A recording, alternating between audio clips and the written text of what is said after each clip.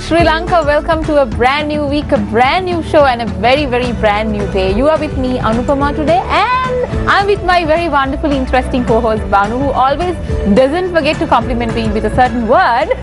And what's that word? You tell him. It depends from time to time. No, it doesn't. You use the same word for everyone. But you know, I feel very comfortable doing the show with you once again. Remember the first time that we did the show together? Yes, we were just talking about it, right? Yes, exactly. And you sang for the first time on the first episode of our relaunch just two show. lines, Banu. Yeah, and today once again, hopefully. Let's see how it goes. Hopefully, if our producers let us to do that. We are hoping that you're having a wonderful morning so far. How has your morning been? I hope that you're not getting too stressed out because it's Monday. And as we spoke about last week, today also we are going to have a very, very interesting topic. Today we are continuing the topic of weddings. Last week, if you didn't forget, we actually spoke about wedding dresses and wedding jewelry with very special and wonderful guests who were here and who shared a lot of insight with us. And today also we are going to have interesting guests who are into so many artistic things rather than wedding dressing itself. We have dancers, we have deco people, we have so many other interesting artists today that we are going to feature on the show. So we are swifting from that topic to another element of weddings, and today it's on flower decorations. And on that note, we do have a video as well, Anupama, right? This is on how to make your own wedding centerpieces. If you're wondering if you're going to get married recently, you know, in time to come in the future, this might be helpful. So check it out on Good Morning Sri Lanka. How to make your own wedding centerpieces. Save a little money and add a personal touch to your wedding ceremony by creating your own colorful wedding centerpieces. You will need 50 to 75 stems of flowers, a stem stripper, a knife, floral tape, a vase, and water. Optional, fruit or candles and floral foam. Step 1. Choose flowers that are hardy and that match the color scheme of the wedding. Avoid flowers taller than 12 inches as these are sight blockers. Consider using colorful and waxy fruit or candles as an alternative to flowers. Step 2. Remove unwanted foliage and thorns from the flowers with the stem stripper. Cut the stems at an angle 2 inches from the bottom. Step 3. Hold 4 flowers of the same height and arrange them in a square to form the center. Then add flowers one at a time to create a dome. Use floral foam to hold the arrangement in place if the vase is not transparent. Step 4. Bind the flowers together with floral tape 3 to 4 inches below the heads. Step 5. Hold the flowers up to the vase to see how much the stems need to be trimmed. Trim them at an angle. Step 6. Fill the vase 1 or 2 inches from the top with water, then place the flowers in the vase. Step 7. Store the centerpieces in a cool room and spritz them with water to keep them fresh. Interesting, actually. It's such a coincidence that we're talking about how to make our own wedding centerpieces today, because one of my very closest friends is going to get married very soon, and there are so many weddings coming up during this year for me, Banu. How about you? Not that I know of so far, but hope to get an invitation very soon, Anupama. Okay. Let's see in the future, you know? Yes. But for me, it's a long way there, you know? Yeah, I'm not talking about you, I'm talking about your friends. Yeah, but I just want to have the focus on me for a little bit, Anupama, for once. Right. Okay, yes, Banu, go ahead. So to talk about this topic, which I think is very current and very trendy, of course, we do have a special guest on the show, just as Anupama told you before as well. So it's my turn. It's a turn now to introduce our next guest. She is none other than Nadisha Ferreira, who is a Deputy Sales Manager at Lasana Flora. So good morning to you, and welcome to the GMSL set. Good morning. Have a seat. Thank you. How are you so far? I'm fine, thank you. Okay, how so about you guys? Good, we are doing really good, and we are really privileged to have you here actually, because we had a lot of guests regarding the previous wedding show, and we are really honored to have you here because like Banu said before, we're actually diverting slightly from dresses and from clothing to the setting and all those other deco, everything that is regarding deco about a wedding today. So all the people who are interested in getting married very soon or who are planning to getting married, today's show is going to be very interesting because we have a specializer of our own self right now. So tell us a little bit about yourself, Nadisha. How did you get into this business? Actually, I didn't have any plans of getting involved with flower decoration when I was studying and when I was starting my work. Okay. But then again, after I actually started with a radio station, and then basically once I'm when I'm visiting those hotels and the banquet halls, I always see beautiful flower arrangements, and then I thought of this should be my field, and then I joined La Sonoflora. Okay. Okay, so we'll go for the first question, which is regarding the topic as well. So many people, future married couples, are going to be thinking on the factors to consider when going for the decorations, the flower decorations. What are the tips and what are the factors do you have in mind? Okay, I think they have to basically think of what type of a function they're going to have. Okay. It can be either church wedding or a Sinhalese Buddhist wedding with the Porwa ceremony, or maybe both, church and Porwa both. So, and that's the Sinhalese. And then again, we can either have a Tamil wedding with Manavara, and or else a Muslim wedding with the throne.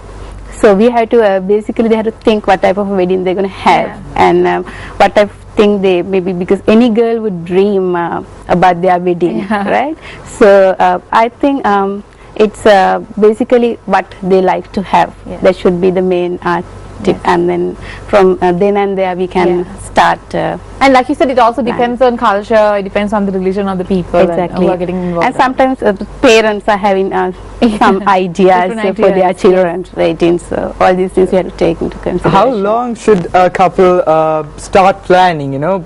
How long before? Exactly, how long before a couple should plan, say 1 year or 2 years? How do you see that duration?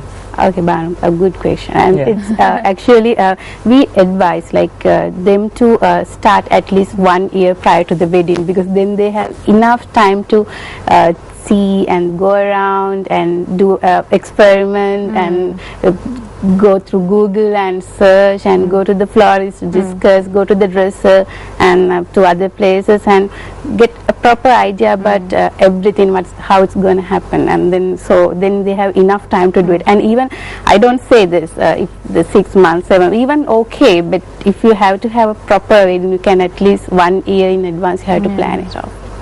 I think the whole pre-planning and the resetting will be very interesting when it comes to decor, because some people tend to change their minds a lot. Like even last week we were talking, even when it comes to dresses and jewellery, people tend to change their mind a lot. So I think this whole plan of having a 1 year before the wedding is very interesting. Yeah, it's appropriate.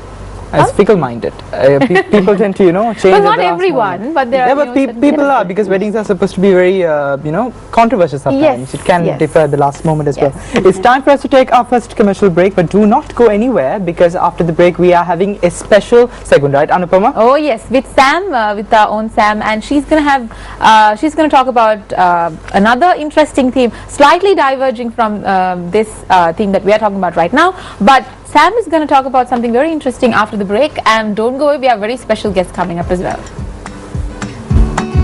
She tastes like cola, sweet, sweet sugar cola. When I took a sip from her lips, she sent me on a trip. She keeps me up at night, and it's all because she kicks. Stop your diet, baby, you don't have to slim down. Slim down. I love your curves, and believe me, it is every pound, every pound. Stop your diet, come on, do it for me, do it for me. I love you round, round, round, round, 'cause you're so sexy. Oh yes, she is. She tastes like cola, cola, sweet, sweet sugar cola. She sent me on a trip. She keeps me up at night, and it's all because she tastes like cola, cola, sweet, sweet sugar cola, cola. When I took a sip from her lips, she sent me on a trip. She keeps me up at night, and it's all because she kicks. Can I try it, baby? You don't have to be shy. Shy, shy, don't be shy. You seem to be on your own, and I'm wondering why.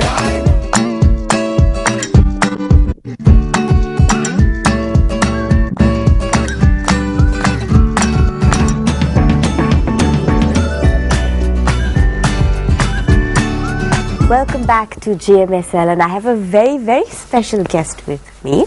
He is actually the first second generation ballroom dancing teacher in the country.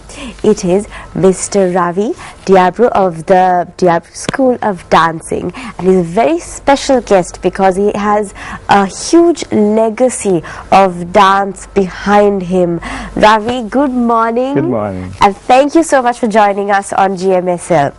Now, I want to start off our little chat with a very important question to me, because I was talking to you and you were telling me all these beautiful stories about the one person who really inspired you and pushed you in this direction. Yeah, that's Tell right. me about that very special gentleman. It's very emotional, but that's my dad. Okay. He is like the most senior ballroom dance teacher in this country, Okay. and he's been living for 91 years. I see. Yes, he passed away like last year, Okay. and he has been teaching ballroom dancing for 55 years. in this 55 country. years. Started in 1954 Okay. till 2009. Okay. That's the time period that he has been teaching ballroom dancing. And And he was the first ballroom dancing teacher in the country, is no, he was there were more ballroom dance teachers in his era, Okay. but not many like today. it? Okay. Okay. Today you get a lot of ballroom dance teachers, but not like that in those days. I see. And And he had a those huge were, music legacy as well, you were yes, telling me. I know, yes. He was working at SLBC Okay. as a producer of ballroom music. Yes. So he was the first person to do a program called Ballroom of the Air in SLBC. I see. Yes. So he took ballroom music to like the entire country. That's right. Yeah, Through yeah, radio? Yes. Oh, that's lovely. and people and the ladies used to, like, I don't know, aunties used to love him. It must have been such a treat for them. Yes. I guess it's nice. It's a nice feeling to kind of give ballroom dancing to the people. Most of the people stay at home and they watch, and I mean they listen to music and all that. So a little bit of ballroom dancing would be nice That's true. for people, you know, apart from the other types of music. And when did he inspire you to like take on dancing and put on your... Actually, yeah, I don't think he didn't force me. Okay. To be honest, looking at him, watching him when I was 6 years old, it was all at my house. Okay. In Bambalapitiya we used to live, and the studio was in my place, same place. So Okay. when I come out of the room, I see people dancing from morning till evening. So that was a very, very nice sight. Yes, to such be a good honest. childhood. So Yes. much music I know, and music rhythm. and dancing and music and dancing. That's all I used to see. And he never used to force me and say that, you know, you should dance and all. When it comes to my mom, she never liked me dancing. No. Yes, that's how it is. I see. So, but now you are a proficient dancing teacher. that's right. Yeah. I don't think she still can believe that. And you teach not just ballroom dancing, but also Latin American Latin dancing American as well. dancing, yeah. Tell me a little bit about that. What kind of scenario is the Latin American dancing scene in Sri Lanka? Latin American dancing scene is very good, I Okay. would say, because there are lots of people doing Latin dancing today, Yes. and lots of teachers I see teaching Latin dancing, and they are very, very interested in teaching students to, you know, to come up, do competition dancing, medal test dancing. And we things saw a like couple that. of dancers who I think were students of your students a few minutes ago on the show, who did a bit of a routine. That's